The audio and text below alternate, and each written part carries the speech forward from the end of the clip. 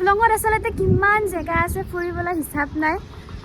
আমাৰ আচলতে ফুৰিবৰ কাৰণে আমি বাহিৰত যাওঁ, বহুত জেগাত যাওঁ, অসমৰ বাহিৰত যাওঁ, কিন্তু আমাৰ অসমত ইমান ধুনীয়া ধুনীয়া বস্তু আছে, ইমান ধুনীয়া ধুনীয়া জেগা আছে, মানে নাহাকে থাকিব নোৱাৰি। আৰু এতিয়া মই আপোনালোকক দেখাম ইয়াৰে এই জেগাখিনি আৰু কিমান ধুনীয়া হয় আৰু ইয়াতে কি কি আছে।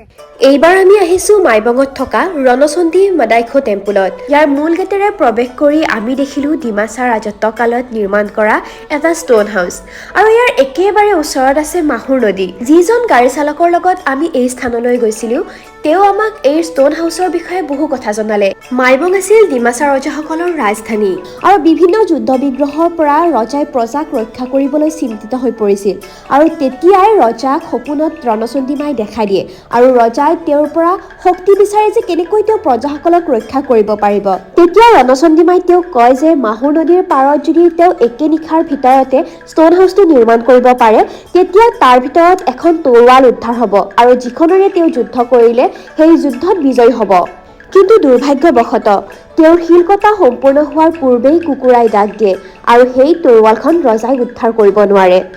এই স্থানটো এতিয়া বৰ ধুনীয়াকৈ সংৰক্ষণ কৰি থৈছে। ইয়াত বিভিন্ন সময়ত বিভিন্ন ধৰণৰ মানুহ ফুৰিবলৈ আহে আৰু এই স্থানত আহিলে সঁচাকৈ আপোনাৰো মনটো ভাল লাগি যাব। মই আহিছিলোঁ মোৰ দেউতাৰ লগত হাফলং ফুৰিবলৈ, গতিকে এপাক ইয়াতো সোমাই গ'লোঁ। আহিব চাগে অলপ দেৰিকৈ। মই ইফালে মাছৰ লগত মাছক আদাত দি আছোঁ। ইফালে আপোনালোকে এটা বস্তু দেখোন, দেউতাই কি কৰি আছে চাওক। কি কৰি আছা তুমি? ঘৰতো পাউৰা আছে, ঘৰত দিবা বোলে আধাৰ। সেই দেউতাই এই পাৰ, গৰু, ছাগাল এলাখানৰ লগতে দেউতাই ব্যস্ত হৈ থাকে। আৰু জমনিটো কি জানে নাই, যেতিয়া মই দেউতাক কৈছোঁ বোলে আমি হাফলঙত ফুৰিব যাম, টিকট কৰিছোঁ, এনেকা গালি পাৰছি প্ৰথমতে। কাৰণ ঘৰত গৰুকেইটা আছিল, গৰুকেইটাৰ কাৰণে গৰুকেইটাৰ কষ্ট হ'ব দেউতা আহিলে, সেইকাৰণে দেউতাৰ পূৰা খং আৰু মোক গালি পাৰছি। সেই বোলে য'তে ত'তে যাওঁকৈ থাকে, কেৱল ফুৰুকৈ থাকক। কিন্তু মই যে সেই প্লেনটো তেওঁৰ কাৰণে কৈছোঁ, সেইটো কিন্তু গম নাপায়। সেইটোৰ কাৰণে কিন্তু মোক একবাৰ বাবা নাই দিয়া আইতাকো। কি তোমাৰ গৰুকেইটাৰ খবৰ লৈছা না? সৰু ভণ্টিটো কৈছে গৰুকেইটা তুমি এটা কাম কৰিব পাৰা, STCৰ ওপৰত উঠাই দিম, গৰুকেইটা তুমি লৈ যাবা একদম গুৱাহাটীত ৰাখবা তাতে, এনেকৈ কয়। দেখিছে আপোনালোকে যদি হাফলঙত ফুৰিব আহে, ডিমা হাছাও ফুৰিব আহে, 2টা দিন আপোনালোকে লৈ আহক, সেয়ে যথেষ্ট। আজি আমি প্ৰথমতে আহিছিলোঁ ৰাতিপুৱা 6টা বজাত আহি পাইছোঁ। আমাৰ ভিষ্টাডোম ট্ৰেইন আছিল, কিন্তু ভিষ্টাডোম ট্ৰেইন কেঞ্চেল হোৱাৰ কাৰণে আমি ৰাতি বাছত উঠি দিছিলোঁ। ৰাতি বাছত উঠি দি কিনে আমি গুচি আহিলোঁ আৰু হাফলং আহি পাইছোঁ আমি আজি ৰাতিপুৱা 6টামান বজাত পাইছোঁ। এনেই 7টা বজা লিখা আছিলে, কিন্তু আমি 6টামান বজাতে আহি পাইছোঁ। আচলতে দেউতাৰ চাকৰি যোৱা বহুত দিন হ'ল।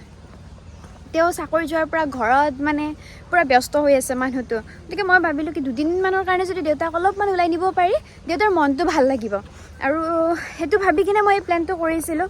কিন্তু প্লেন কৰিছোঁ যদিও মই ভাবিও ইমান ধুনীয়াকৈ ভাবিছিলোঁ মই দেউতাক পূৰা ছাৰপ্ৰাইজ দিম, দেউতাক পূৰা খুচ হৈ যাব, বহুত হেপ্পী হ'ব। হৈছে যাওক, আমাৰ দেউতাই সেই গৰু ছাগালৰ মায়া মোহ এৰবা নৰে। এইবাৰ হেঙিং ব্ৰিজ এখনত আহিছোঁ আমি। ৰণচণ্ডী টেম্পলটোৰ ওচৰত আছে এই হেঙিং ব্ৰিজখন। আৰু ব্ৰিজখন কেনেকৈ দেখাওঁ আহক। পৰ্যটকক আকৰ্ষণ কৰিবলৈ ইয়াতে এইখন হেঙিং ব্ৰিজ নিৰ্মাণ কৰা হৈছে। আৰু সৌখন দেখিছে নহয়, সৌখন হৈছে মাহুৰ নদী। দাদাজনে মোক এই স্থানৰ বিষয়ে বৰ ধুনীয়াকৈ বুজাই দিছে। আৰু মাহুৰ নদী পাৰ হৈ আমি আহিব লাগিব এই ৰণচণ্ডী মন্দিৰত। মন্দিৰটোহে দেখালোঁ, কিন্তু মন্দিৰটোত অহাৰ সময়ত আপুনি যিটো কষ্ট কৰিব লাগে, সেই জেগাটো মই আপোনালোকক একবাৰ দেখাই আছোঁ ৰ'ব।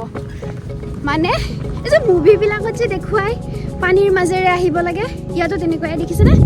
এইবিলাক চব ইয়াতে শিল, এই শিল পাৰ হৈ এনেকৈ পানী দেখিছেনে? পানী গৈ আছে, সেই গৈ থকা পানীৰ মাজেৰে শিল তেনেকৈ ক্ৰছ কৰি কিনে আমাৰ অটোখন আহিছে। সেই কষ্ট পাৰ হৈ কৰে নহয়, কষ্টৰ ফল মিঠা। কষ্ট কৰি আহি কিনে এয়া পাব আপোনালোকে এই জেগাটো।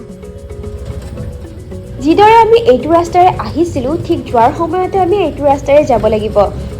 এই শিল আৰু নদীখন পাৰ হৈ আমি অকণমান আগত এটা ভাল ৰাস্তা পাম।